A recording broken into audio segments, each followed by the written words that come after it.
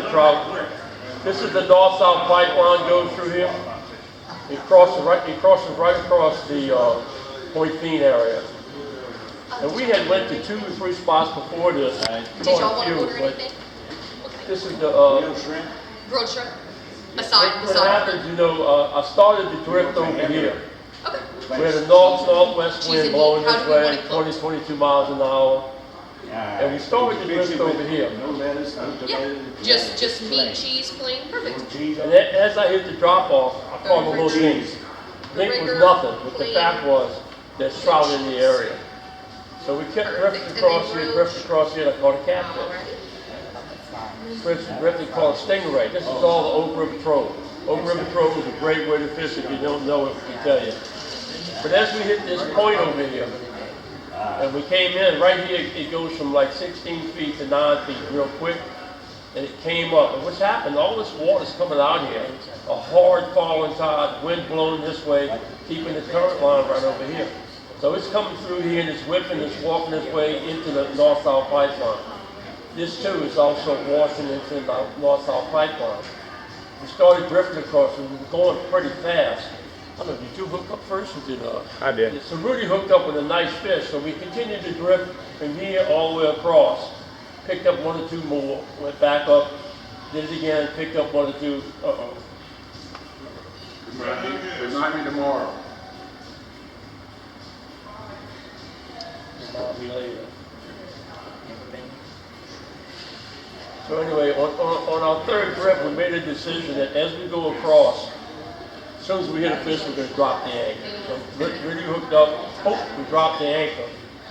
And the boat was, like a spot lock. The wind's this way. Spot lock, your boat can be like that, and you'd be fishing over the back of the motor, all that crap. So I asked the guy in the bow to drop the front lines. He did. When he did that, I just let some line on this back line here. And with those 2 anchors, you can adjust whatever angle you want. So we adjusted it where we had the wind at our back, which we looked for. Wind at our back, and we started casting. The strike zone was right here. And we wore them out for about what, 25, 30 minutes?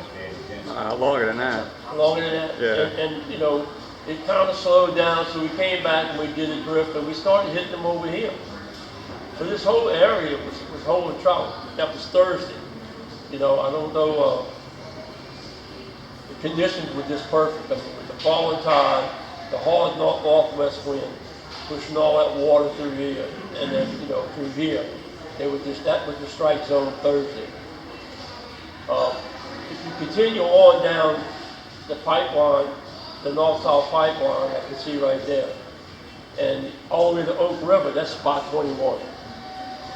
If you go on YouTube and you Google Oneofthepack, you may have to find it. Oneofthepack 102723. Look at that video.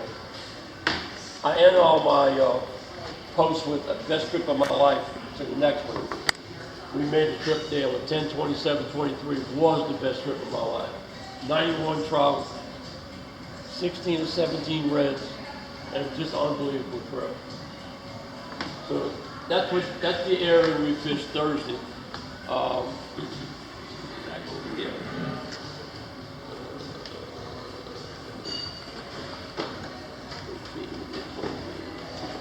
Do any good, Lake John? What we've done is we broke Delacroix down into 5 zones. When I first went out there, a guy named Buddy Fredericks took me over to zone 2, and we learned that area. After that, I expanded over to zone 3. I'm sorry, back up there. Zone 1 is where he took me to, zone 1. Then I expanded to zone 2 and 3 and 4.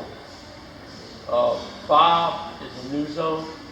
Because of the river water that inundated all this area right here, there's no fish in there. But right now it's coming back.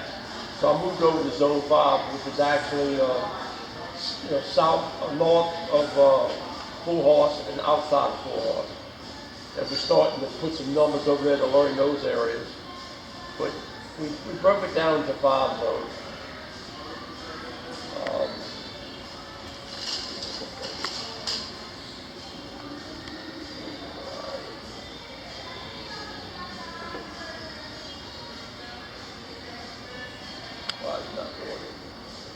where's the guy? There you go. That's the one we just looked at.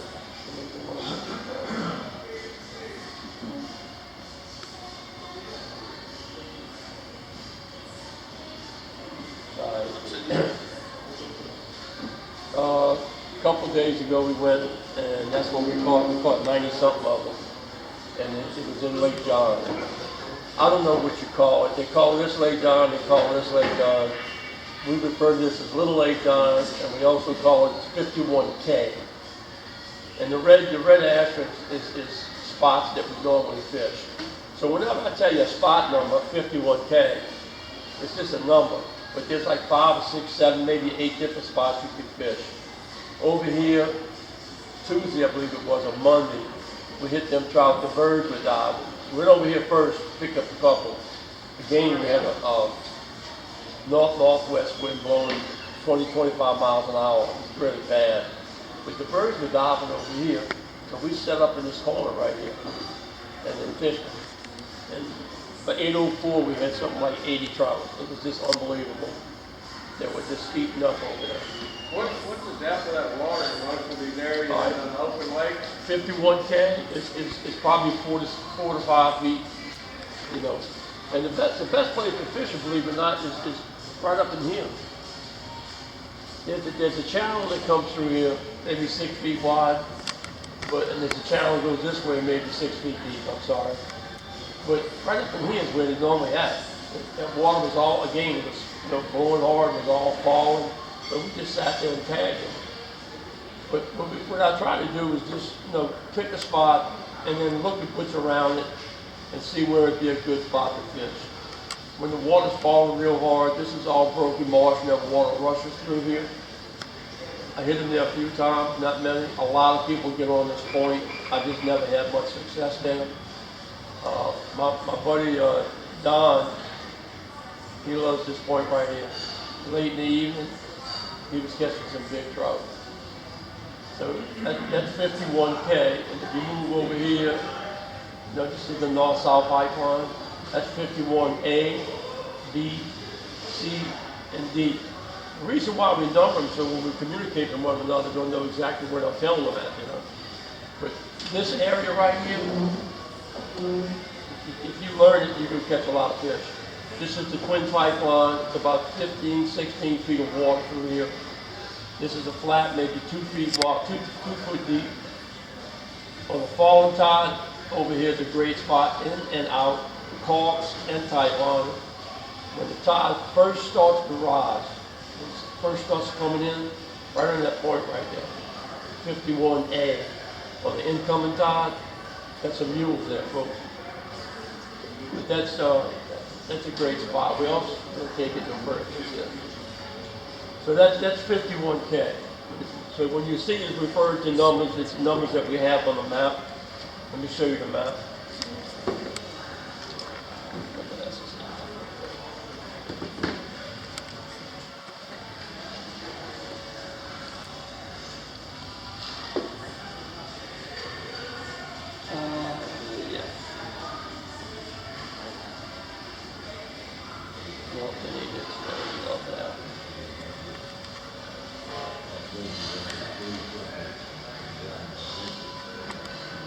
Turn it off. Similar, not just real. I'm sitting here in film. More hardcore. That's a nice one too. I know, a lot of people have their preferences, but I'll tell you, this is my preference. It's just a sound it makes. Oh, it's a cat. It sounds like that shrimp popping on the water. Start making it. It depends on how you pop it too.